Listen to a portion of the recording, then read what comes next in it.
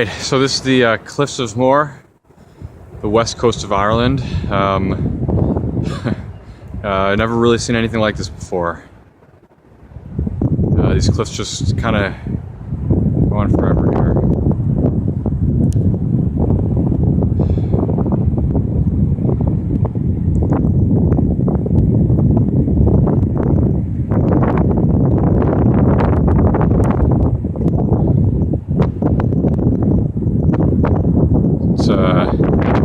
It's pretty stunning. Pretty close to the edge here.